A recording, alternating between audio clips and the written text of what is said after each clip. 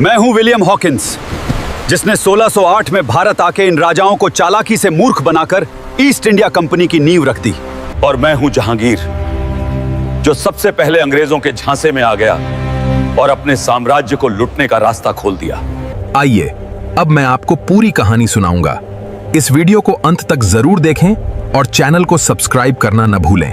कल्पना कीजिए एक ऐसी दुनिया की जहां खाने का स्वाद बढ़ाने वाली काली मिर्च की कीमत सोने के बराबर थी। आज जब हम इतिहास की बात करते हैं तो अक्सर कहते हैं कि अंग्रेजों ने भारत को गुलाम बनाया, लेकिन हकीकत इससे कहीं अधिक पेचीदा और डरावनी है। भारत किसी देश की सेना द्वारा नहीं, बल्कि 25 व्यापारियों द्वारा शुरू की गई एक निजी व्यापारिक संस्था का गुलाम बना था। यह कहानी है उस दल की जिसने व्यापार के तराजू को तलवार में बदल दिया। साल 1599 की बात है। उस दौर में यूरोप में मसालों, खासकर काली मिर्च, जिसे काला सोना कहा जाता था, का बोलबाला था। मांस को सुरक्षित रखने और उसे जायकेदार बनाने के लिए यह मसाला अनिवार्य था। उस समय मसालों के व्यापार पर विदेशी व्यापारियों का एकाधिकार था। सितंबर 1599 में उन्होंने अचानक काली मिर्च की कीमतों में भारी बढ़ोतरी कर दी। इस मनमानी ने ब्रिटिश व्यापारियों के बीच खलबली मचा दी। लंदन की सर्द रातों में जब ये व्यापारी अपनी खाली तिजोरियों को देखते थे तो उनके मन में क्रोध और लालच का मिश्रण उबलता था। 24 सितंबर 1599 को लंदन की एक सड़क पर 24 अमीर व्यापारी एक अंधेरे कमरे में इकट्ठा हुए। उनका गुस्सा चरम पर था।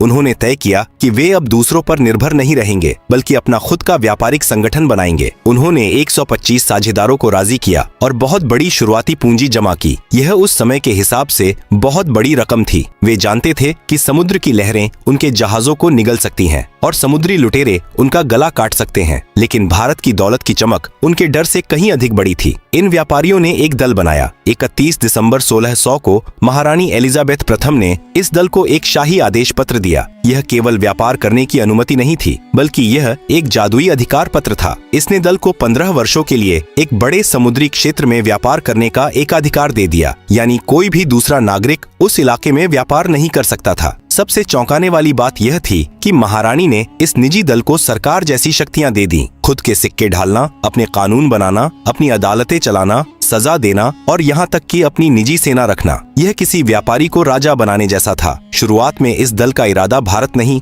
बल्कि इंडोनेशिया के मसाला द्वीप जाने का था। लेकिन जब वे वहाँ पहुँचे तो उन्हें एहसास हुआ कि वहाँ पहले से ही अन्य विदेशी शक्तियाँ जमी हुई हैं। खूनी संघर्ष के बाद उन्हें वहां से भागना पड़ा। उनकी हार ने उन्हें और अधिक क्रूर बना दिया। असफलता के बाद उनकी नजर उस समय की दुनिया की सबसे बड़ी आर्थिक शक्ति पर पड़ी, मुगलकालीन भारत। 24 अगस्त 1608 को एक जहाज गुजरात के सूरत तट पर लंगर डालता है। इसका कप्तान विलियम हॉकिंस था। वह उस दल का पहला प्रतिनिधि बनकर भारत की धरती पर उतरा। उसने यहाँ की धरती पर कदम रखते ही अनुभव किया कि यहाँ की हवा में भी अमीरी बसी है। हॉकिंस को पता था कि अगर भारत में व्यापार करना है तो आगरा के मुगल बादशाह को खुश करना होगा। हॉकिंस ने एक चतुर चाल चली। वह एक विदेशी होने के बावजूद अफगान रईस के कपड़ों में जहांगीर के दरबार में पहुंचा और तुर्की भाषा में बात की। जहांगीर उसकी इस कोशिश से थोड़ा प्रभावित तो हुआ और उसे उपाधि भी दी, लेकिन व्यापार की अनुमति नहीं दी। दरबार में पुर्तगाली व्यापारियों का दबदबा था। जहांगीर इन विदेशियों को असभ्य मानता था और उनकी नजर केवल लूट पर थी, ऐसा मुगलों को आभास था। उन्हें खाली हाथ वापस लौटना पड़ा, लेकिन उन्होंने हार नहीं मानी। वे जानते थे कि भारतीय राजाओं को प्रभावित करने के लिए केवल शब्द काफी नहीं है, बल्कि शक्ति का प्रदर्शन जरूरी है। साल 1612 में सूरत के पास समुद्र में एक लड़ाई हुई। दल के मुट्ठी भर जहाजों ने विशाल बेड़े को हरा दिया। इस जीत ने जहांगीर को चौंका दिया और मुगलों के मन में इन विदेशियों के प्रति एक अनचाहा सम्मान पैदा कर दिया। तभी साल 1615 में राजा जेम्स प्रथम ने अपने आधिकारिक राजदूत सर थॉमस रो को भारत भेजा। रो एक बेहद मंझा हुआ कूटनीतिज्ञ था। उसने 3 साल तक जहांगीर के पीछे मेहनत की, उसे कीमती यूरोपीय तोहफे दिए और अंततः एक शाही आदेश हासिल करने में कामयाब रहा। इस आदेश ने दल को सूरत, अहमदाबाद और भरूच में कारखाने बनाने की इजाजत दे दी। यह भारत में गुलामी की वह पहली ईंट थी जिसे व्यापार की आड़ में रखा गया था। जहांगीर से अनुमति मिलने के बाद उन्होंने समझ लिया था कि भारत की मुख्य भूमि पर सीधे कब्जा करना फिलहाल नामुमकिन है। इसलिए उन्होंने समुद्री किनारे पकड़ने की रणनीति अपनाई।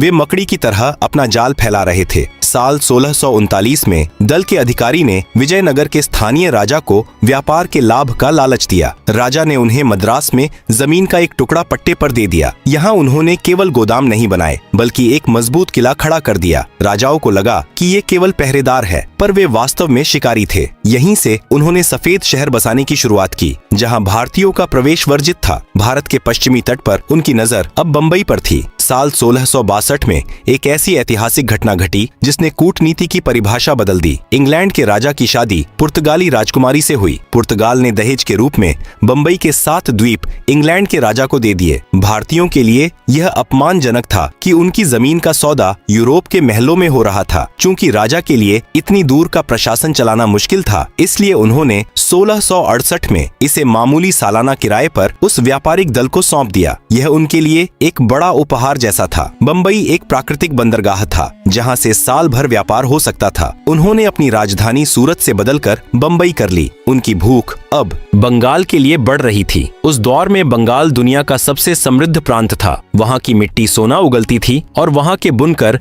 रेशम से जादू करते थे। ढाका की मलमल और रेशम पूरी दुनिया में मशहूर थे। अकेले बंगाल प्रांत पूरी दुनिया के उत्पादन का लगभग 12% हिस्सा पैदा करता था। उनके लिए बंगाल केवल एक बाजार नहीं बल्कि सोने की खदान था। उन्होंने बंगाल के नवाबों को रिश्वत और मुगलों को तोहफे देकर व्यापार की जगह बनाने की कोशिश शुरू की। उन्होंने गुप्त रूप से वहाँ के अधिकारियों को अपनी ओर करना शुरू किया। साल 1681 में दल का नया प्रधान बना। वह बेहद घमंडी और जल्दबाज था। उसने मुगलों को कमजोर समझने की गलती कर दी। जब बंगाल के सूबेदार ने दल पर कर बढ़ा दिया तो उसने युद्ध का ऐलान कर दिया। साल 1686 में उनकी सेना ने हमला किया, लेकिन औरंगजेब उस समय का सबसे शक्तिशाली बादशाह था। मुगल सेना ने उन्हें ऐसी धूल चटाई कि उन्हें बंगाल छोड़कर भागना पड़ा। मुगलों ने कारखानों को बंद कर दिया। उन्हें अपनी असलियत समझ आ गई कि तलवार से वे अब भी नहीं जीत सकते। दल के अधिकारियों को औरंगजेब के पैरों में गिरकर माफी मांगनी पड़ी। औरंगजेब ने भारी जुर्माना लेकर उन्हें इस शर्त पर वापस आने दिया कि वे भविष्य में ऐसी गलती नहीं करेंगे। पर यह केवल एक दिखावा था। वे अपनी सेना को और भी घातक बना रहे थे। साल 1707 में औरंगजेब की मौत के बाद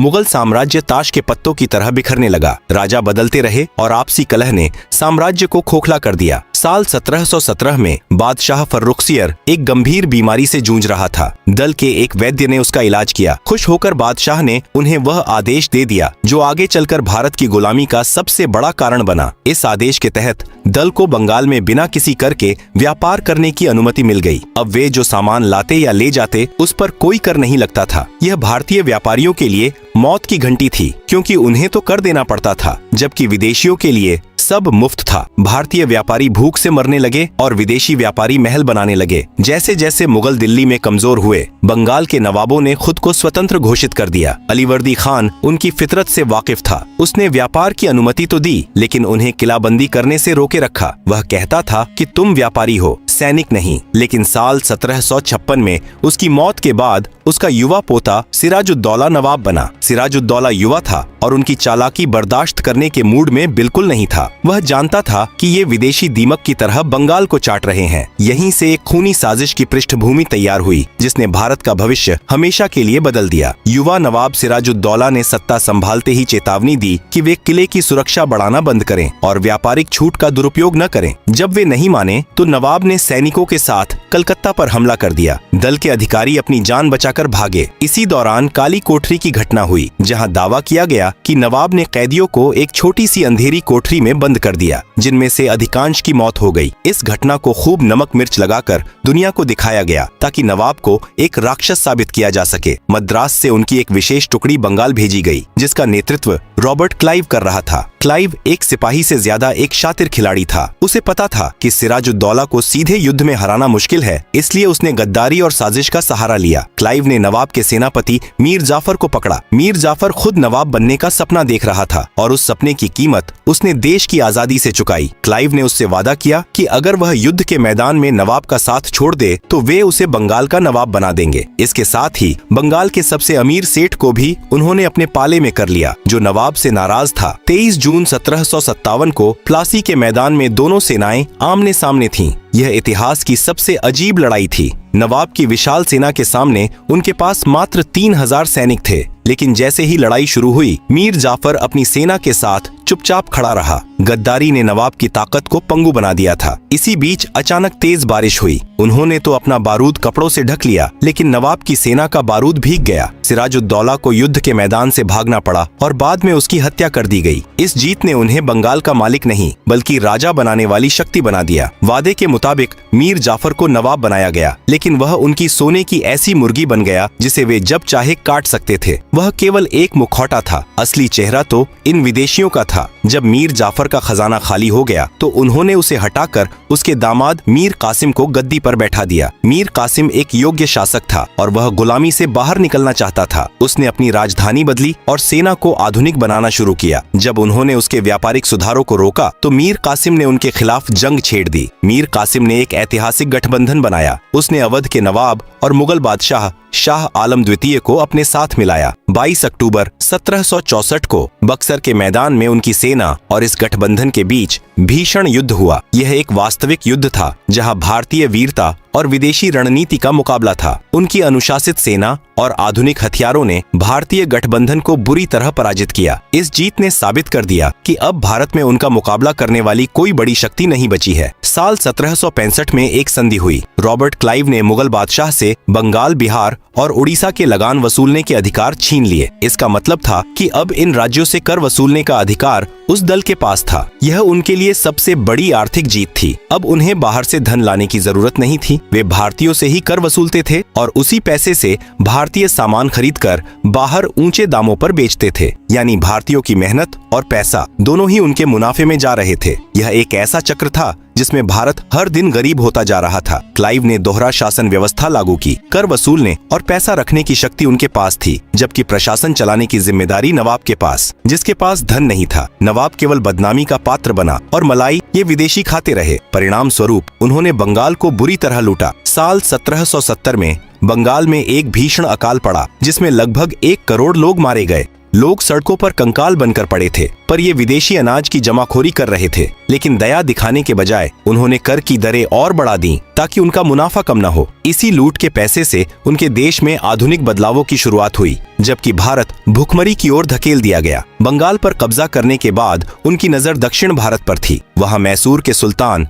हैदर अली और उनके बेटे टीपू सुल्तान उनके सबसे बड़े दुश्मन बनकर उभरे। टीपू सुल्तान वह वीर था जिसने विदेशियों की गुलामी को कभी स्वीकार नहीं किया। टीपू केवल एक योद्धा नहीं बल्कि एक आधुनिक शासक थे। उन्होंने अग्निबाण का इस्तेमाल किया जिसने पहली बार उनकी सेना में भगदड़ मचा दी। टीपू उनकी चालों को बखूबी समझते थे और उन्होंने अन्य विदेशियों के साथ हाथ मिला लिया था। उन्होंने टीपू को हराने के लिए आपसी कलह की नीति अपनाई। उन्होंने अन्य शक्तियों को अपने साथ मिलाया। 1799 में एक बड़ी लड़ाई में टीपू सुल्तान लड़ते हुए वीरगति को प्राप्त हुए। उन्होंने टीपू के खजाने से भारी मात्रा में सोना, जवाहरात और कीमती सामान लूटा। उनके महलों को उखाड़ दिया गया। टीपू की मौत के बाद दक्षिण भारत में उनका रास्ता साफ हो गया। मुगलों के बाद मराठा ही भारत की सबसे बड़ी शक्ति थे, लेकिन उनकी सबसे बड़ी कमजोरी थी आपसी फूट और अहंकार। पेशवाओं के उत्तराधिकार की जंग में एक सरदार ने उनसे मदद मांगकर उन्हें मराठा राजनीति में घुसने का मौका दे दिया। लंबी लड़ाइयों के बाद उन्होंने मराठा सरदारों को एक एक करके कमजोर किया। वे जानते थे कि जब तक ये योद्धा एक है उन्हें कोई नहीं हरा सकता, इसलिए उन्होंने जहर बोया। साल 1818 तक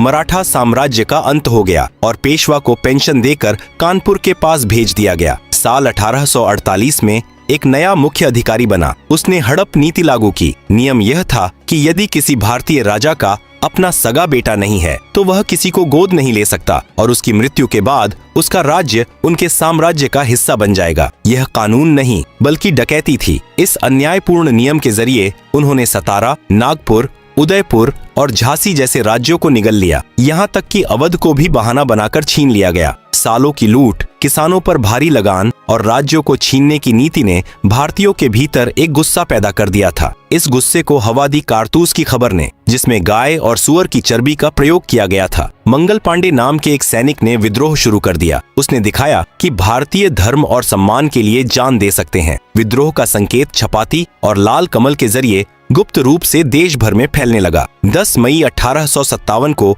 मेरठ के सैनिकों ने बगावत कर दी और दिल्ली की ओर कूच किया। झांसी की रानी लक्ष्मीबाई जो अपने बच्चे को पीठ पर बांधकर लड़ी, नाना साहेब, तात्या टोपे, बेगम हजरत महल और कुंवर सिंह जैसे नेताओं ने अपनी अपनी रियासतों में उन्हें कड़ी टक्कर दी। सड़कों पर खून बहा और गद्दारी ने एक बार फिर अपना रंग दिखाया। भले ही यह विद्रोह सफल नहीं हो पाया, लेकिन इसने उस दल की जड़ों को हिला दिया। उनकी सरकार को समझ आ गया कि एक व्यापारिक दल अब इतने बड़े देश को नहीं संभाल सकता। 2 अगस्त 1858 को एक नया कानून पारित किया गया। उस व्यापारिक दल को खत्म कर दिया गया और भारत की सत्ता सीधे महारानी के हाथों में चली गई। अब भारत उस दल के शासन से निकलकर विदेशी सरकार का हिस्सा बन गया था। यह आजादी नहीं थी, बल्कि मालिक का बदलना था, लेकिन यह केवल चेहरे का बदलाव था। लूट का तरीका और भी व्यवस्थित हो गया। अब सरकारी नियमों के तहत भारत को लूटा जाने लगा। इतिहासकारों के अनुसार साल 1765 से 1945 के बीच उन्होंने भारत से लगभग 45 नील डॉलर की संपत्ति लूटी।